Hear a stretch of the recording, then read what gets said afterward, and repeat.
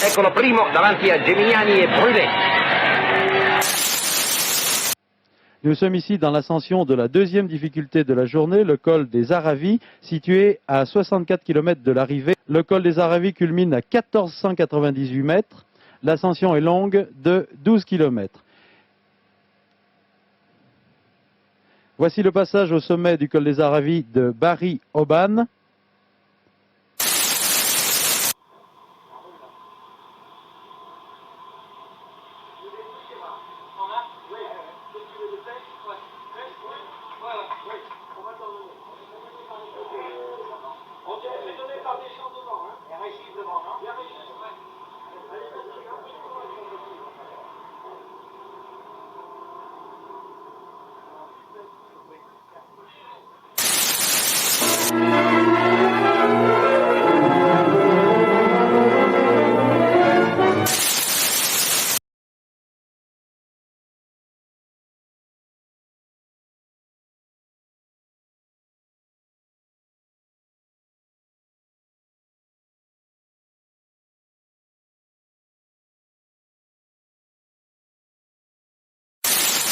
I don't know where he's finding the legs from to hang on to the back of this group at the moment. Our race referee is not too happy with the close proximity of our television camera right now. Well, there's two teams in this group who will not be happy about the presence of Floyd Landis. Team CSC, of course, Stuart O'Grady will have to ride as a policeman because they've got much bigger hopes for the end of the day. They're hoping that Carlos Sastre is the man who'll be able to. For him now is whether or not Floyd Landis can put in a daredevil descent. He currently is 1 minute and 20 seconds ahead of Floyd Landis, but it is a long descent down into La Clusaz. It continues down through La Clusaz to the Grand Bornand for their next hotspot sprint of the day. And it may well be that Landis can bridge the gap. If I was the team manager now and I could see the way this tour was going, I would actually ask Algon to lift up the pressure a fraction and try and wait for Floyd Landis to return, because that would give his man a chance of actually having a more serious crack at winning the stage. That's absolutely right, because if Landis found an ally that would help him, then he would surely give any stage victory to the man that serviced him on the way. The face of Stuart O'Grady here. It's nice to see Stewie back in the big picture because he crashed early on. It's been a rough season for him, 2 serious falls this year, but now he's riding back into it wearing number 13. He's now coming up in a select group of 4 riders. Padronos, O'Grady, Padronos has gone rather. O'Grady, Landis, Sinkovic and Rigi are the leaders here.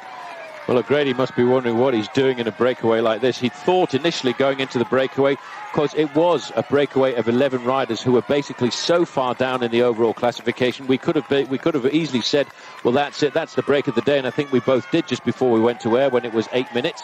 But in fact, that is definitely not the case. Look at that. There's the time gap, the exact time gap. 1:14, 1:14. They should be able to pull that back on the way down the Col de Aravis. Well, that's what he's got to do. The first part of the descent is fairly easy with a gradient of 4 or 5%, but it gets a little bit more technical as you get towards La Clusaz. You need an S on DE. It's DES, climb. No. You really need to pick it up once you go down through La Clusaz as well. It also starts to go rather fast because...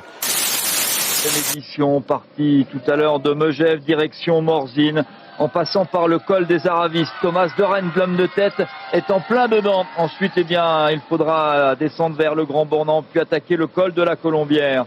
Direction Marnaz, Marigné, puis le col de la Ramaz, Taninges, Samoins et direction l'un des cols les plus durs. C'est en tout cas l'estimation de l'ensemble des coureurs du peloton. Le col de Jouplane, sommet à 12 km de l'arrivée à Morzine, une étape assez classique dans son final, mais une étape, l'avant-dernière du Tour de France, l'étape numéro 20, qui va sceller le classement général. Et on sent Laurent Jalabert qu'on va assister à une très grande étape. Je ne sais pas si ça sera une étape de folie, mais on va assister au niveau de la stratégie à une très grande étape. De Flumet 2, il tentait le 23 et le 11, le peloton à 1 minute 55, 1,55.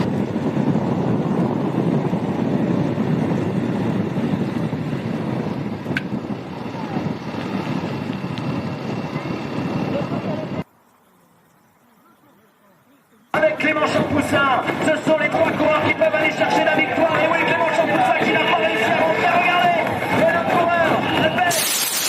Ils sont plus que 3 en tête. Peyo Bilbao accompagne les deux Ineos Grenadiers.